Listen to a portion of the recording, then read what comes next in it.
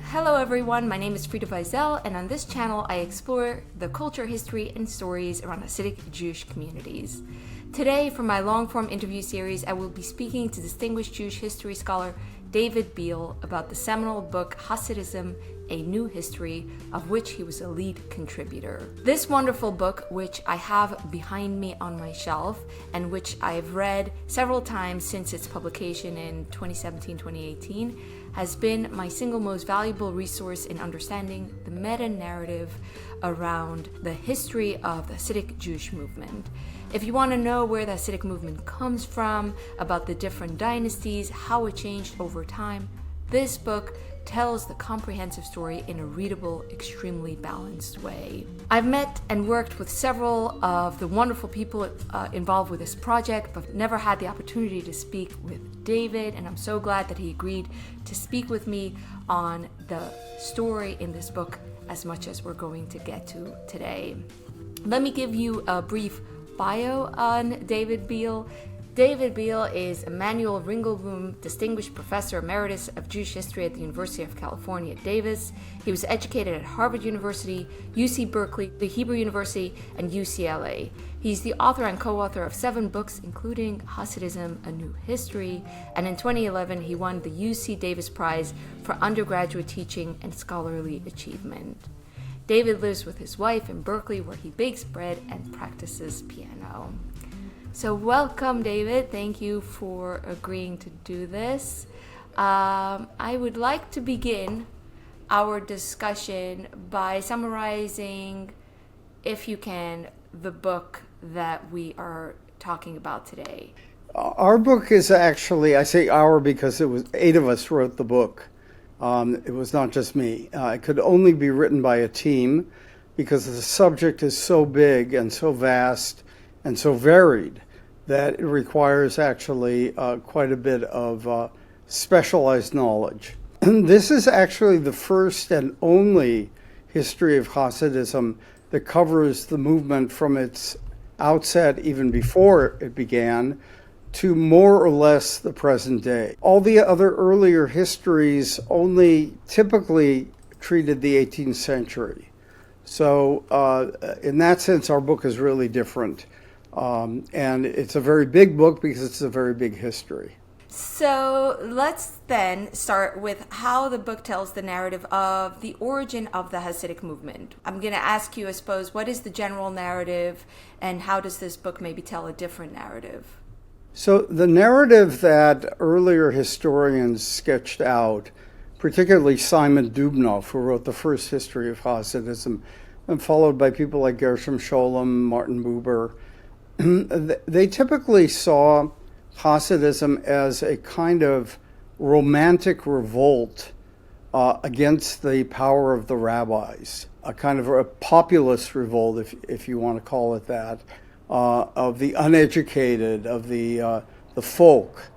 And our narrative actually is quite different. What we argue is that Hasidism emerged out of a particular kind of pietistic environment in the southeastern corner of the Polish-Lithuanian Commonwealth, a kind of pietism that involved magic, shamanism, what are called Biale Shem, that is essentially magicians who can control the name of God and perform various magical acts with it.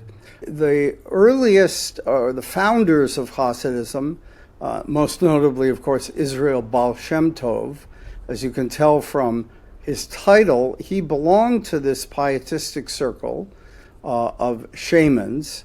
He was not, as the earlier historians argue, a kind of a rebel against the establishment.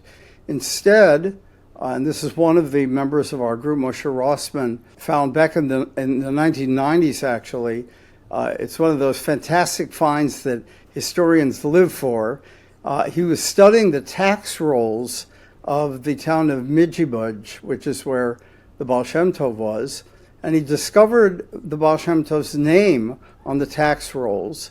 And what it showed was that he was called a Kabbalist, that he lived in a communal house. He was given the house rent-free. He also didn't have to pay taxes because he was in fact an official of the community.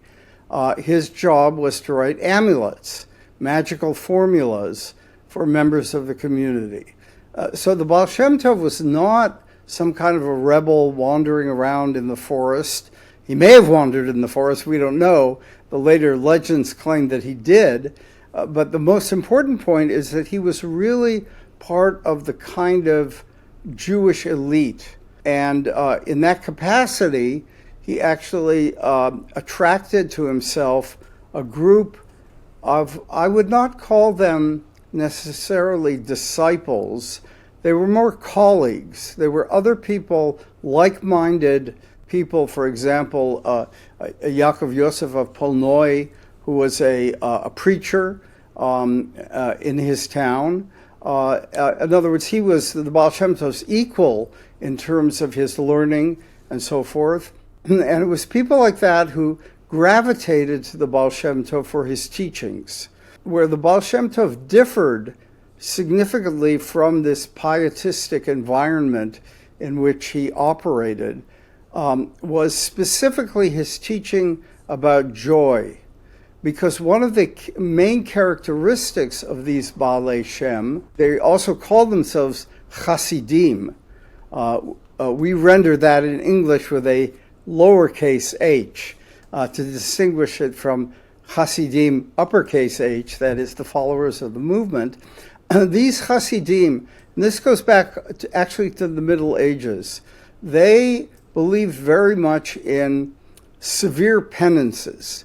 If you committed a sin, even a thought of a sin, then you were required to perform all kinds of penances. For example, in the winter, you were to immerse yourself in an icy river. Or in the summer, when the river was not so cold, you would sit on an anthill.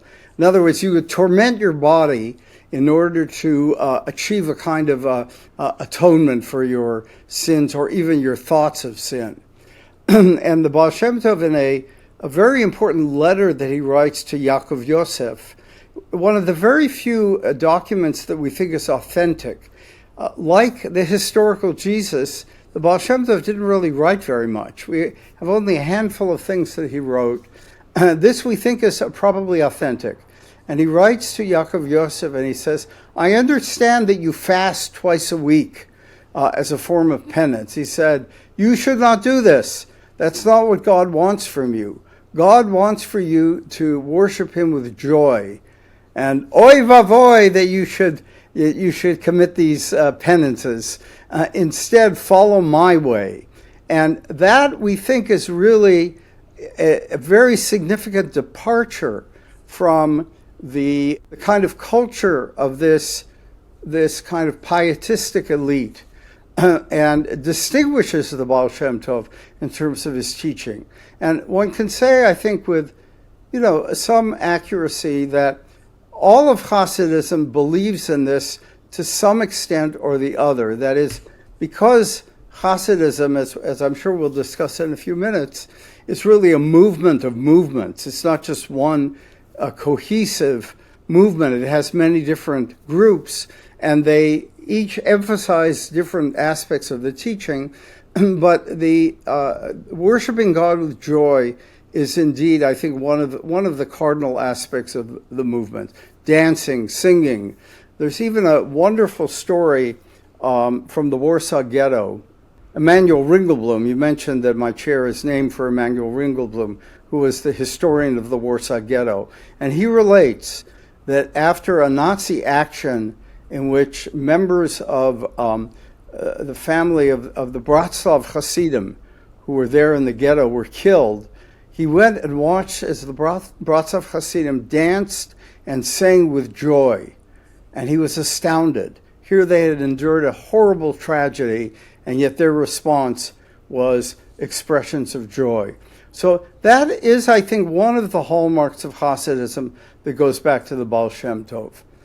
Now, I would say, though, that a second part of our narrative is that we do not believe that the Baal Shem Tov set out to found a movement.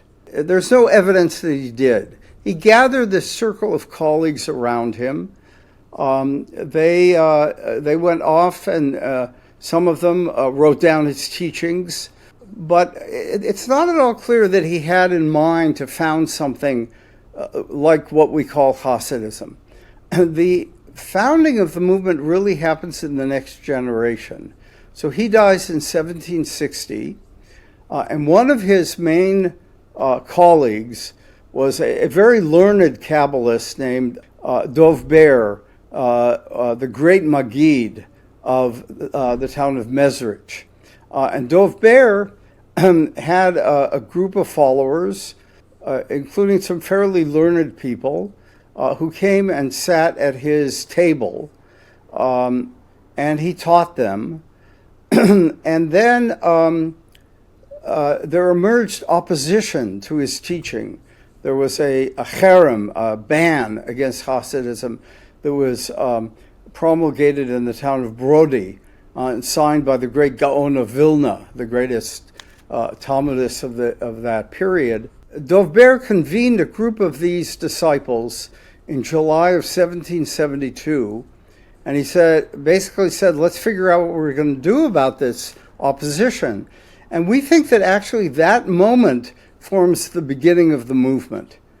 In trying to figure out how to respond to this attack, his disciples go out. He actually dies not long after that, I think in December of 1772.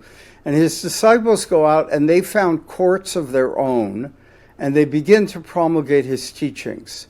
Probably the best known today of his disciples was Shner Zalman of Liadi. He was the youngest of them, the founder of Chabad, or Lubavitch Hasidism. Now, of course, not all of the early Hasidim were followers of Dov Ber. There were others as well. But in the period after this, we begin to see the founding of courts in different places, not just in the southeastern corner of the Polish-Lithuanian Commonwealth, the area we call Podolia or Volhynia. There's the two provinces in that area. Now these disciples begin to spread out. They go into Poland, into the central part of Poland. They go north into White Russia. And so we begin to see a movement that is spreading out with these centers, these courts that attract followers. And it's in this period that the term Hasidim, which, as I say, we render in English with a capital H, develops an entirely new meaning. So in Hebrew, the term means pious. But in the case of Hasidism, the term acquires a new meaning. It acquires the meaning of a follower of. So you are a Hasid of Shner Zalman of Liadi. You're a Hasid of Dov Ber of Mezrich. And of course, even in modern Hebrew, we can use that term today to say, I'm a follower of so-and-so. You can use it in a secular sense as well. So this is when the term Hasidim and the name of the movement Hasidut begins to acquire the meaning that we know it to have today. Maybe we can talk about Misnagdim, which I think is also a very big part of the early story. You touched on it briefly. What were the Misnagdim? What was the reaction, the counter movement towards Hasidism? So the Misnagdim, the term, of course, means opponents. And so they acquire their name because of their opposition to Hasidism. And I think it's very important to emphasize, to give the general picture, that we imagine Hasidism based on what earlier historians wrote as a mass movement in the 18th century. The Hasidim are everywhere. Their opponents are also everywhere. This is almost certainly not true. The number of Hasidim in the 18th century, in the early generations of the movement, probably we're talking about a few thousand people. It's not a big movement. You know, this is a period in which the Jewish population of Eastern Europe is exploding. It's a huge population boom. The vast majority of these Jews are not Hasidim. Most of the Hasidim are from elite families. They are not necessarily the poor, the uneducated. How many were there? Well, we don't know exactly, but I would say in the thousands, maybe in the low tens of thousands. And similarly, the opponents are almost certainly relatively small numbers. They're centered in certain places, the city of Vilna, for example, where the Gaon is. So one of the big questions is, why did they get so excited about this movement? I mean, what was it about the movement that caused a kind of violent opposition? We have some polemical writings, of course, from the 18th century against the Hasidim. And some of these are actually quite funny because they imagine the Hasidim doing all kinds of things that they actually probably didn't do. Like, for example, turning somersaults when they prayed. Even one rather scandalous text says when they pray, they shuckle back and forth, and they're praying to the Shekhinah, and then they ejaculate. It's pretty crazy stuff, some of this. Now, why were they opposed? First of all, we have to dismiss the older view that Hasidism was a revolt against Jewish law. From everything we know, the Hasidim, the early Hasidim, and this becomes even more true in the 19th and 20th centuries, adhered pretty strictly to the halakha. They were not antinomian, to use the kind of technical term, in other words, against the law. They did sometimes relax the time of prayer. So in that sense, they were kind of flexible, but it wasn't, they used a different prayer book. They used the prayer book of Isaac Luria. But these were not really, breaking the law in any sense. There were some disputes around particular types of knives that were used for kosher slaughter. But again, these were the kind of normal disputes within the rabbinic elite that were not necessarily signs that the Hasidim opposed the law. As far as we know, they did not. They were a fully halachic movement. So it was not because they were violating the law that they excited this opposition. Well, could it be because they adhered to the Kabbalah? In other words, they were very influenced by earlier Kabbalah, particularly that of Isaac Luria, even going back to the Middle Ages, the Zohar. Well, the Gaon of Vilna himself was a Kabbalist, and actually a very learned Kabbalist. So it can't be because they were mystics. That can't be the issue. There are probably two factors. The first was that the Gaon thought that the Hasidim were violating the kind of ethos of pre-Hasidic piety. In other words, he himself was a pietist, a Hasid, lowercase h. And he probably thought that this movement was violating some of the precepts of this penitential movement, this idea of, performing harsh penances on your body, which we know he did, by the way. So that was probably a factor in his thinking.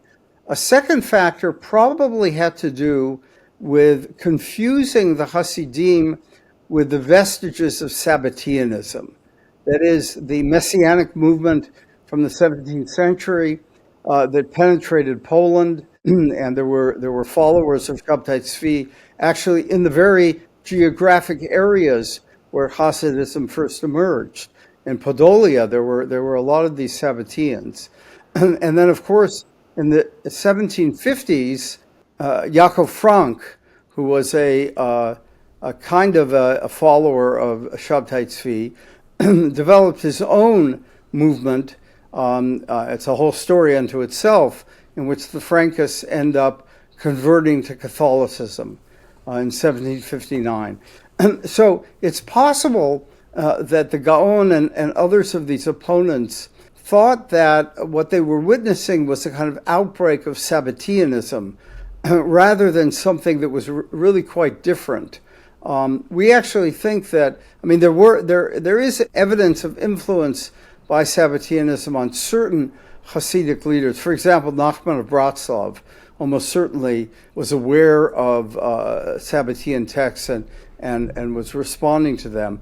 But in general, Hasidism in the 18th century probably was not directly connected in any way, or even in an indirect way, with Saboteanism. So these are probably two factors to explain why there was such vociferous opposition to Hasidism. Now, it's also really important to note that there are two periods of opposition. There's the 1770s with the ban that I mentioned earlier, and then the 1790s. There's again a kind of a wave of opposition, again led by the Gaon, who dies in the 1790s. Interestingly, after the Gaon dies, the opposition to Hasidism sort of dies out as well. And in the 19th century, there really isn't that much opposition coming from what the group we call Misnagdim. That is, these people are generally located in Lithuania, but of course they're not only in Lithuania. There's no doubt that the rise of the yeshiva culture in the first part of the 19th century in Lithuania is a kind of response to Hasidism. That is, they see one of the values of Hasidism is something called dveikut, that is, communing with God, a kind of ecstatic, mystical communion with God. And in the Lithuanian yeshivot, particularly established by the one of the main followers of the Gaon of Vilna, the study of Torah becomes a form of dveikut. So here we see a kind of a response to Hasidism, but violent opposition, such as we saw before, seems to die out pretty much. And certainly by the middle of the 19th century, Hasidim and Misnagdim pretty much coexist. Perhaps in different geographic locations, but the kind of opposition that we saw in the 18th century seems to more or less recede. And it only really gets revived, actually, much more recently in the state of Israel. I think that we see these things maybe through, I would call it a kind of optical illusion. We use the term Misnagdim to refer to the Lithuanian yeshiva culture, but it's no longer really animated primarily by its opposition to Hasidism for most of the period that we're talking about. It's very interesting that you are saying that what I'm hearing, the movement, the Misnagdim, essentially created a self-identity that allowed the Hasidim to actually become the capital H Hasidim movement, to really crystallize into its own movement, because it seems to me that later with modernity we had the same thing. This movement shapes its identity in opposition to something else. I want you to, you mentioned the Breslov Hasidim in the ghetto dancing, and you talked about courts. Can you tell us what are courts and what were some of the early courts? And could you, I use the term sect. So maybe could you say if you would use the term sect and how it might relate to that? Okay, let me start with that question. We are very careful in our book not to call the different Hasidic groups sects for several reasons. The problem with the term sect is it connotes a kind of a separation from, that it's creating a kind of alternative community that is, the term sectarian really connotes a kind of, some kind of opposition to an establishment. But in fact, in the early 19th century, the early maskilim, or enlighteners, complained to the government, both in Russia and in Austro-Hungarian Empire, that these Hasidim were a sect of Judaism. By calling them a sect, they could actually get them banned, because Jews, as such, as Jewish community was tolerated, was allowed to follow its own laws and so forth. But if you deviated, if you formed a sect, then you could be called out and even banned by the government. So what happened was there were several inquiries done by different governments in the early 19th century inquiring as to whether Hasidism was a sect. And they concluded that it was not, that it was in fact part and parcel of the traditional Jewish community. And that in fact the way to think about it, particularly in the 18th century, was using the category of a chevra. That is like the Chevra Kadisha or the Chevra Mishnayot. These were what's called in the history of religions confraternities. These were gatherings of people who formed a kind of fraternity for a particular purpose, burial society, studying Mishnah. And these confraternities had their own kind of regulations. They had membership.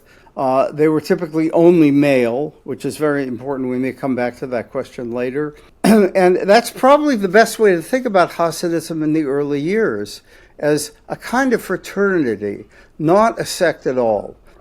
Now, so then the question becomes, to relate to what you said, how should we label these different groups? And there's so many of them. There are hundreds of them. Bratslav, Chabad, Belts, Ger, etc., etc. Well, we prefer the term court. I mean, court is also not a perfect term at all. But we know already, starting with the Maggid of Mezrich, that he holds a kind of court. He has a tish, a table, where his followers come. They sit around the table. There's a certain ritual there, singing. He gives a sermon. He throws scraps of food to them. And this is already described for us in a wonderful, wonderful ethnographic description by Solomon Maimon, who writes his autobiography in about 1790. And Maimon, who was raised in Lithuania, was a Talmudic prodigy, and he hears about the Maggid of Mezrich, and sometime in the 1760s, he walks probably hundreds of kilometers to Mezrich to sit at the tish of the Maggid of Mezrich, and he gives us a description of what it's like. And this is our first description of a Hasidic court. Later on, of course, the other leaders of Hasidic groups found their own courts. And the reason that I think the term court is helpful here is because one of the things that distinguishes Hasidism from anything else in Jewish history, what makes it in many ways an unprecedented movement, and therefore one of great fascination for us, is that they create a new kind of sociological community. In other words, it's a community of followers of Hasidim who follow a leader, a tzaddik, as they say in Hebrew, a righteous man, or Rebbe in Yiddish, who sits in a particular place, and you make pilgrimage to him. So this affinity group is not just within a local community. It's an affinity group whose network can be spread quite widely over many, in the 18th century probably could be several hundred kilometers. Once we get to the 19th century with railroads, even further. And of course, in the 20th century with airplanes, it's transcontinental. So you have these communities of followers who relate to a particular leader who's in a particular place. And you, as their follower, as their Hasid, would go there once or more times a year. You would make a pilgrimage, and the descriptions of these visits to the Rebbe really sound like pilgrimages. You would stop on the way, get meals from others who belong to the same community. You would arrive at the town of the Rebbe. You would the town was turned into a kind of gigantic, fair. There were hotels where people would stay. You would go to the court. The Rebbe would have his officials who would receive you. And then the high point of your visit would be a one-on-one meeting with the Rebbe in which you would give him a coin and you would receive his blessing. This is a model of community that we do not see in earlier Jewish history. There's some similarities to the Moroccan Jewish saints, but Hasidism really is unique in creating this kind of community. So I would prefer not to use the term sect. I would call it a community, a court, even a movement, and make it clear that what we're dealing with here is a movement of movements rather than a sort of movement of sects. So in the 18th century, the courts are probably very, very modest affairs. It's probably like a small room. But by the 19th century, we get the development of something we call regal Hasidism. These are Hasidic leaders who style themselves after the Polish nobility.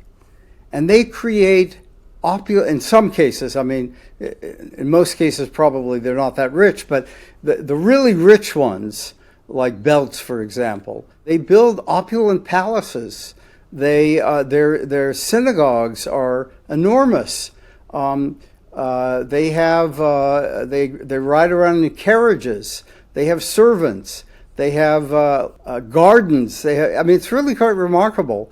So we get this kind of regal Hasidism that emerges in the 19th century. And this is exactly the period in which Hasidism moves from being a relatively small movement of maybe a few tens of thousands of people to a mass movement in which we can now speak of probably hundreds of thousands of Hasidim by the middle of the 19th century.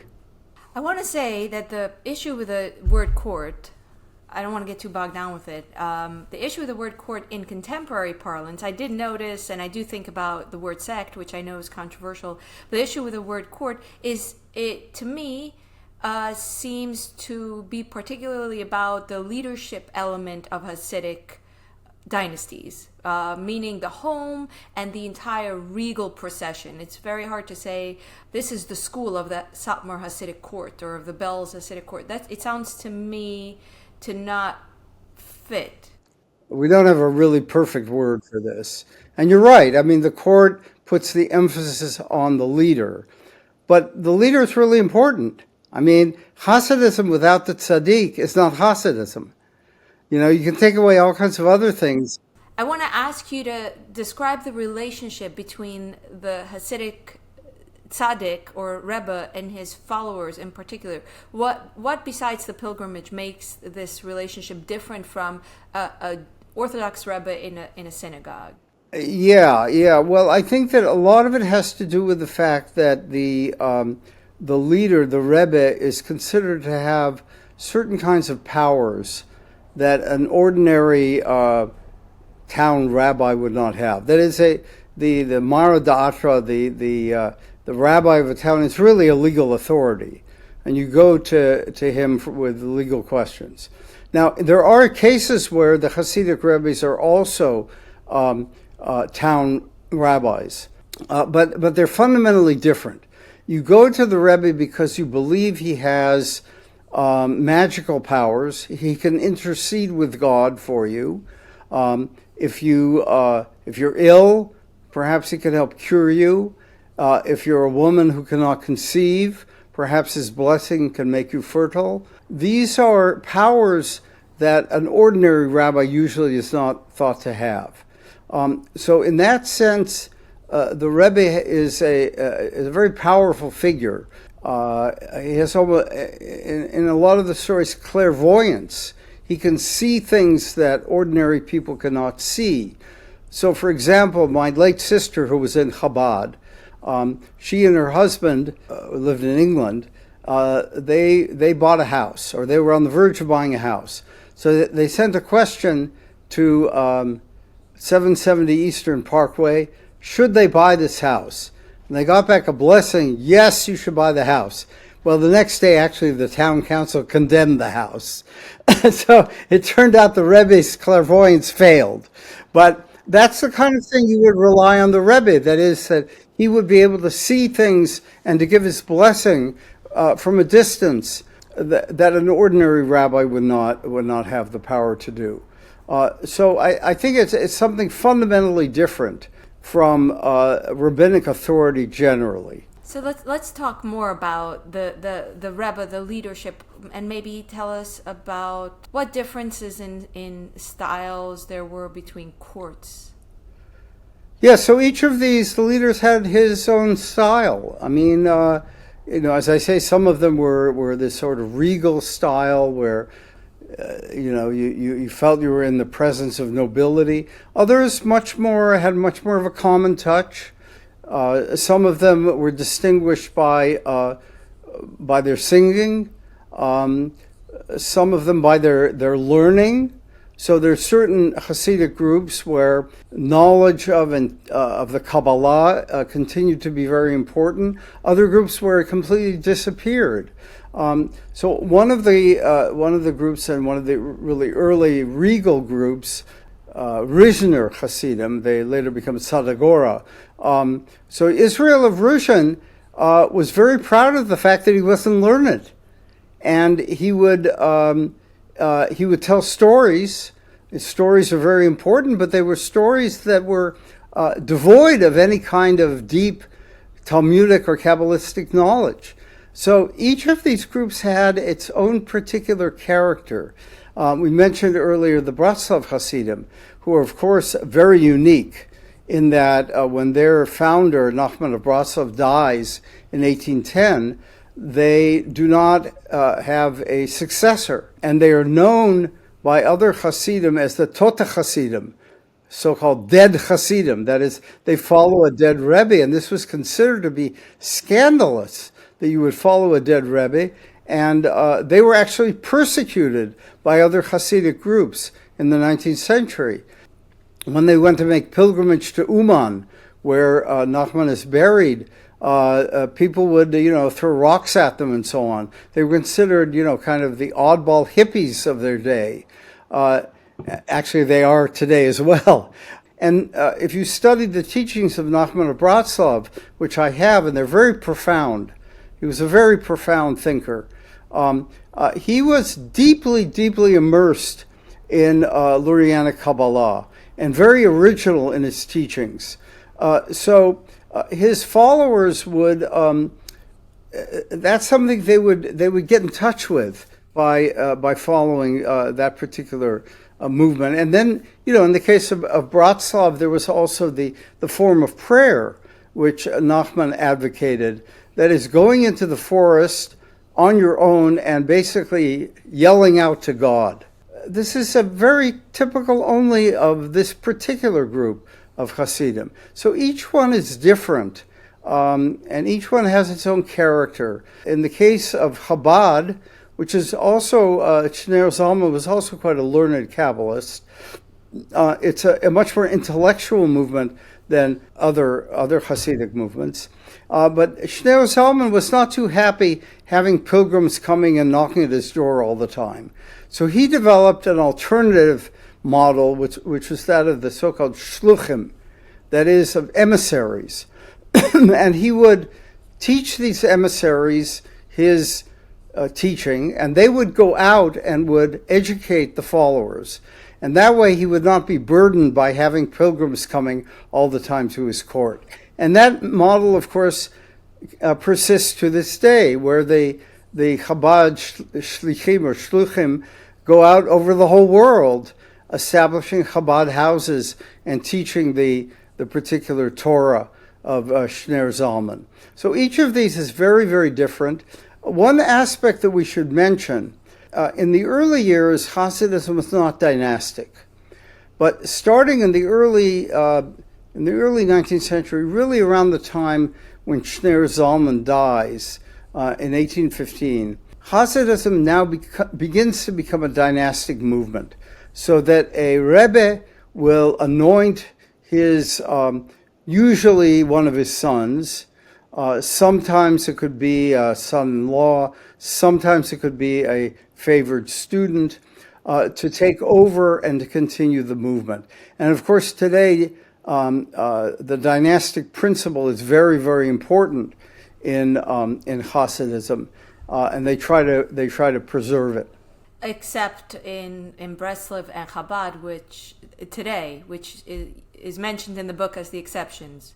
Right. So Breslov and in the case of Chabad, when the seventh Rebbe Menachem Mendel Schneerson died, there was no successor, and that has a lot to do with the belief on the part of at least some of his followers that he was the Messiah. So he was the seventh and he was the last, and so there are no followers, and so that's the other example of a Hasidic movement that continues without having a Rebbe. But typically that would not be the case.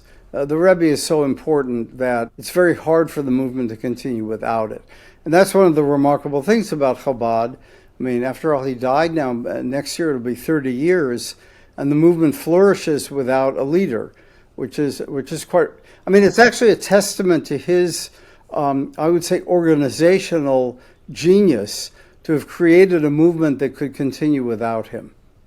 The book actually goes into quite a lot into the succession dramas, which are not without their complications, and today's Hasidic movements are very much fragmented as a result of that as well. I want to actually ask you about the place of women in this movement, because we talk about Rebbes, they are male, right? So what can you talk about that? We have a few examples actually of women who acted as Rebbes. For example, there was a daughter of the Belz Rebbe in the 19th century who for a brief period of time did. We have examples of where the widows of a Rebbe, for example, the widow of the founder of Satmar, Alte Feige, she acted as a kind of a Rebbe, you could say, for a period of time. I mean, it depends how you define the term. Typically, though, and this is, I think, has become a controversial issue. I'm not sure exactly why, but in the 18th century, it seems to us very, very unlikely that women were at all part of the Hasidic movement. As I indicated, the movement was really kind of a collection of these chevras, these fraternities. In the 19th century, we certainly find women going to the Rebbes and asking for their blessing. The question is, did these women consider themselves Hasidot, that is, female versions of a Hasid? It's a little hard to know what the right answer is. We have a number of testimonies that suggest probably not, although they probably, because each of these different Hasidic groups had their own customs, including how you would celebrate holidays, certain customs in the home, that probably the wives of these Hasidim learned these customs and practiced them in the home themselves. Now, I think, and this, in our own group of 8 scholars, this became kind of a bone of contention. What is the case in the 20th century or the post-World War II Hasidism? One of the members of our team, Professor Benny Brown from the Hebrew University, was quite adamant that even today, women are not really counted as Hasidim. They could be considered the wife of a Hasid. Another member of our group, Sam Heilman, was quite adamant on the other side. He said, no, he thinks that in present-day Hasidism, women certainly consider themselves, fully Hasidic. So how to resolve this? So Sam had the email of the Gabbai, the assistant of the Munkacher Rebbe, and he sends him an email. We were sitting in Leipzig, Germany, writing our book, and he sends him an email. He says, "Are women Hasidim?" The answer came back in 30 seconds, yes. So for me, that answered the question. Now, Benny is still not convinced, but I think the evidence is pretty good. In present-day Hasidic circles, and I'm sure you would have an opinion on this as well as someone who studies this yourself, that women do consider themselves very much Hasidish, that is, in the general sense of being Hasidish and not, say, Misnagdish. But even in the more specific sense of adhering to a particular court. There was actually a YouTube that came out some years ago that showed, if memory serves me correctly, the widow, I believe it was, of one of the Vishnitz Rebbes, and she was holding a tish with men. It was only men around the tish, and she was singing. It was incredible. It was incredible. Even Betty Brown, our great skeptic, had to say, "I've never seen anything like this." So I think that this is an open question, and it was actually, our book was attacked by people who thought that we were wrong on this. I would say that we don't have a position, that we don't. I'm open to whatever the evidence shows, and I think this is a moving target. I think that, Hasidism is a constantly evolving movement. It's not static, even though it portrays itself as very conservative and, they haven't changed the way they dress and so on, or their customs. It's still very much evolving all the time. And I think the status of women is also evolving. I think the status of women today is so integrated in the entire court and in the entire operation of the Hasidic sect, groups, courts, meaning they send their children to school, but not only do they send their children to school, shop in shops that might be affiliated with groups, but the processions of, let's say, a court's Simchas Bais HaShaiva and Sukkos would be attended by women in a very important event for them, which I think, for me, the question is, to which degree did that exist in the past? To which degree did that kind of participation, where the women are behind a partition, true, and in the women's world, in their own realm, but also very much participating in the big procession that the Rebbe is putting on, did that exist in pre-war Hasidic groups? Our evidence is not definitive on that question. The pilgrimages that are described in the literature from the 19th century typically do not include women. Now, we know that individual women would go to the court, but as part of this ritual of pilgrimage, probably not. I think that what you're describing is probably post-World War II. I'm thinking now in terms of the interwar period in Poland, photographs we have of, say, Hasidic weddings, it's all men. I don't recall any pictures that show masses of women. I think that the movement, the Shoah is such an enormous watershed in which obviously the vast majority of the Hasidim were murdered in Eastern Europe. And a subject that we could talk about for an hour is, how did they revive the movement? We're talking after the war, maybe a few tens of thousands of Hasidim have survived. How did they build it up to the point where today, we calculate there may be as many as 750,000 Hasidim in the world today, 75 years after the end of the Holocaust. How did they do it? And I think that in the process of rebuilding, the movement also developed all kinds of new practices, including what you're describing, the much more active participation of women.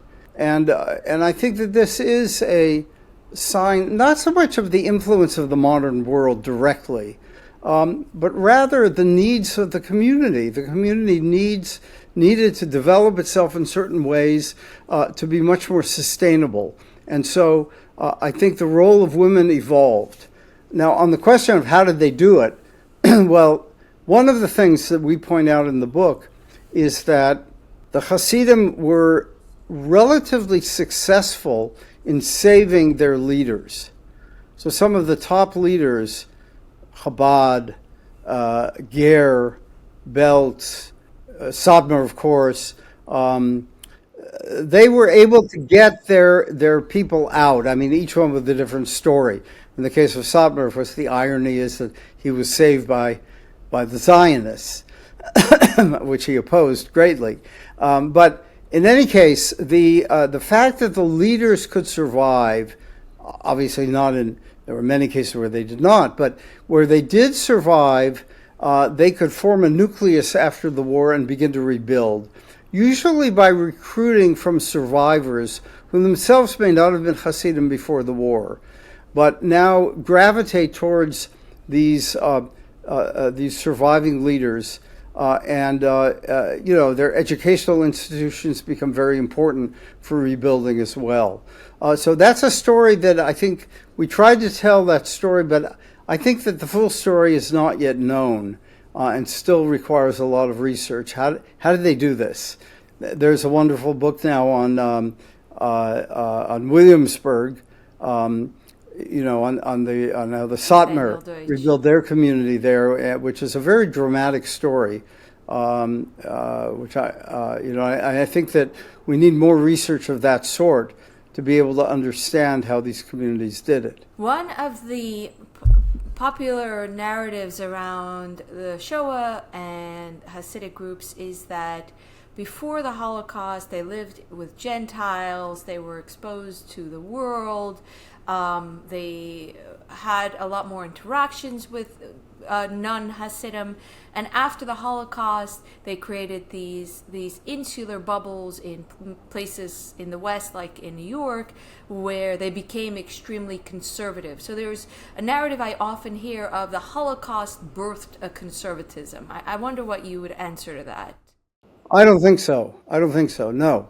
I think that in some ways, yes, but the kind of anti-modern conservatism that we associate with Hasidism, I think is from the mid-19th century. We can even date it to some degree to around the year 1844.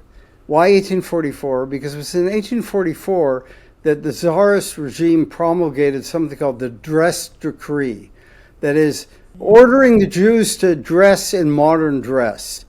And the Hasidim, who dressed no differently from anybody else, any other traditional Jew, they saw this as an assault on their identity, and they resisted. And soon the way they dressed in the 18th century style became a outward sign of their conservatism. As modernity begins to infringe more and more on Eastern European Jewish communities, the Hasidim dig in their heels more and more and begin to define themselves really in an entirely new way as anti-modern. Now, in doing so, they are prepared to use modern techniques, newspapers, later political parties. So it's a very interesting story, using modern techniques to resist modernity. But they developed this I think, identity as anti-modern in the second part of the 19th century. And then, of course, in interwar Poland, when the Jewish community now is really fragmenting. There are new political movements, of course, Zionism, Bundism, communism, which attract young Jews. The Hasidim feel themselves very much under siege, so that the anti-modernism becomes even stronger in the interwar period. Now, after the Shoah, one of the main things that happens is that it becomes crucial for them not just to continue to resist modernity, but to conserve the names of the holy towns in Eastern Europe. So before World War II, you had the Bostoner Rebbe, you had the Buffalo Rebbe. These are Rebbes who came to America and developed courts in different American cities. Not after the war. After the war, Satmar has to be Satmar. And if you have two Satmar leaders, they both have to be Satmar. They can't change their name. So these places where they originated in Eastern Europe become sacred places. Of course, after the fall of communism, the Hasidim, make pilgrimage to these places where their their earlier leaders are buried. But it's so fascinating to see how conserving the names of the places becomes part of the general conservatism of the movement. And I think that's what we see today. I don't think that, obviously, modernity keeps throwing new things in their face. The internet is a huge, huge challenge for them. And we think that, and again, this is based on preliminary research, but I think it's being shown more and more that probably the greatest threat to Hasidism today is the internet. As we all know, it's enormously addictive. And even if you're commanded by the Rebbe to only have a kosher phone, you're probably hiding a real phone somewhere. And you're actually you're on the web. And who knows what you're looking at. And so, modernity keeps challenging them. And I think it remains to be seen what the effect is of these new technologies on Hasidism. Yeah, that's something that I'm working on right now, and it's something that has permeated my own journey because my own exposure to the big wide world as a former Satmar woman was through the internet. And when you said that there's a use of modern tools to fight modernity, it is probably the single most interesting, innovative approach to everything. At every point, there is a modern contraption, a modern idea, a novel invention that is used in order to resist modernity, which seems to me to be sort of in the DNA of this movement. I think you're right. Yes, definitely. Well, we'll see where it goes. It's we're still in the infancy of the smartphone, right? It's only like 15 years old. So we don't know where it's going to go, but for sure it's going to have a major impact. And it would not surprise me to learn that many people who leave Hasidic groups, that the internet facilitated that in one form or another. Yeah, what I'm seeing now is that the Hasidic movement is actually spreading into the virtual world, creating kosher spaces online so that now there's a whole Hasidic Internet. I left 10 years ago, but I'm wondering if what's going to happen is we're going to be surprised by how innovative they're going to be in creating spaces online in order to provide. It's a great point, and I would say Chabad is a good example of being sort of ahead of the curve, because in Chabad they don't have any problem using the internet. And they've been very inventive and even original in the kinds of things that they develop for, Chabad.org. Some of them very, very, very interesting. So it would not surprise me at all if the other groups begin to see this as a tool for their own self-preservation. Yeah, we'll watch it. We'll keep watching it. It's going to definitely be interesting to see. I want to wrap it up because we're over an hour. And I have one final question. I want to know, did you get a reaction from Hasidic Jews to the book, and what did people say? Yeah, so this is a great question. So what we know is the Hasidim are endlessly fascinated in how they're being portrayed. So the Israel Museum had a wonderful exhibition on Hasidim. This is now, I can't remember the exact year, but it's at least 10 years ago. What they noted was how many Hasidim came to see the exhibit. In the case of our book, we don't have a lot of direct evidence. I know that because we got a number of images from the Chabad library, and so we, as a courtesy, sent them a copy of the book, and we got back an email saying, "We see your book is in English, so we're not going to read it, but I'll bet they are reading it." Yeah, I think they are reading it. Our book is sold quite well for a really big academic book, and it would not surprise me at all that some portion of our readers are in fact Hasidim. And I want to believe that that's true because when we wrote this book, it was very important to me. I'm a secular Jew, I was raised secular. I've never been religious. As I mentioned earlier, I had a sister who was in Chabad. We had very good relations, but it never attracted me at all. But in writing this book, it was very important to me that we present this story in a way that was respectful of this movement. Whatever our own personal opinion or belief system might be, that the book could be read by Hasidim and that they could learn a lot from the book about their own movement. And actually, to give you a little bit of insight into how we wrote it, each of the 8 authors wrote different portions of the book. And in the end, I rewrote the whole book. And I did so in order for it to have one narrative voice. Most of our authors actually didn't write in English, so we had to have the chapters translated. That's one of the reasons that I rewrote.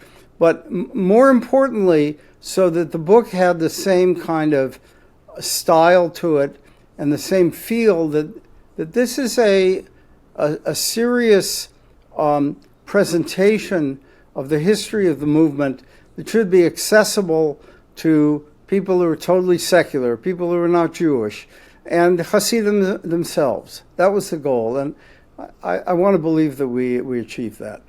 I think so. I think what impressed me very much with the book was the contextualization of specific stories in the larger context. Do we think that this is representative of what happened writ large? Is this a pattern, which I think can often happen with individual stories that make a history? You don't see the big picture because the stories themselves become too central to the narrative. And every little thing in the book that is mentioned felt to me like it was placed in context of how much do we know, how prevalent was it, was this an oral history? It was very helpful to me. It felt to me like I was getting the big picture, which was very valuable. Well, I'm glad to hear that. I'm glad to hear that. I mean, it's very important also to emphasize that even though we were 8 authors, we were actually 9 to begin with. One of the great historians of Hasidism, Ada Rappaport Albert, was a member of our team, and because she became ill, she was not able to write. But she very much contributed. She was with us in Leipzig for 3 of the 4 summers. But the idea of the book was not simply for 8 or 9 people to write their particular understanding, but also to draw upon all the other scholars who have worked in this field. And that's why we have a very comprehensive bibliography to give credit to all those who, we couldn't have everyone be a writer in the book, but we could give them credit because we drew from their writings, including from a couple of Chabad historians, Yoshua Monshine and Naftali Lowenthal, who are themselves, Monshine is no longer alive, but both practitioners, but also scholars of the movement. So we're very indebted to all those other people whose names are not on the book. It's wonderful. It's really helped me understand a lot of different parts of the Hasidic story. So I'm really grateful. I am a Hasid of the book. To use the term. That's a good use of the term. I wanted to tell you one thing that was actually very funny, and I can send this to you because you'll enjoy it. So I was at the Association for Jewish Studies meetings just after the book came out. And I was talking there to a guy. He's a very interesting guy. You may know his name, Menachem Butler. Do you know who Menachem Butler is? He's a kind of very, it's not important. Anyway, he's a guy who has his fingers everywhere. And so I said to Menachem, I said, what our book needs is a good cherem. He said, we need a cherem for our book. That'll sell books. He said, I can arrange it. That's true. He said, I can arrange it. He said, I can't tell you who's doing it, but I'm going to arrange it. So he got a guy, somebody, I don't know who it is, who wrote a pashkeville for the book. One of these wall hangings. I mean, it was never actually put up on the wall, but it's hilarious. It's written in the style of those, haramot, which, denounce with, fire and brimstone these professorin who dare, to Mesig Gvul, to enter our holy territory and write about us, and so on and so on. And I got emails from people saying, "We're really sorry to see that your book is being attacked this way." And I had to answer, "It's all a joke."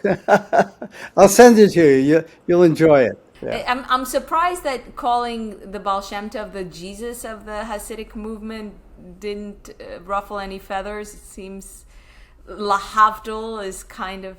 Yeah, no, I mean, Moshe Rossman already, he wrote a book in the 1990s, which is foundational for the chapters in the 18th century for a book called Founder of Hasidism, In Search of the Historical Baal Shem Tov.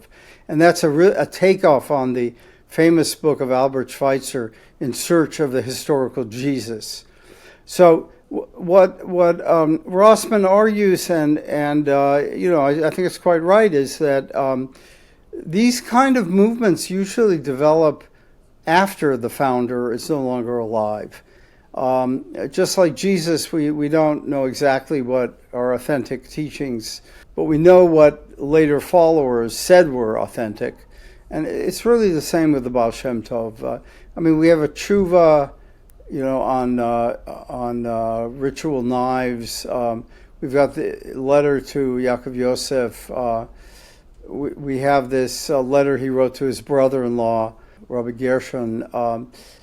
There's a handful of writings that are probably authentic, but mostly it's the sayings that were preserved by this group of followers. So, no, there hasn't been any reaction to that specifically. I think it's actually a pretty good analogy in some ways. It's nice when your book is well received. Well, thank you so much for Thank this you, Frida. lovely conversation. I'm really happy we were able to have it.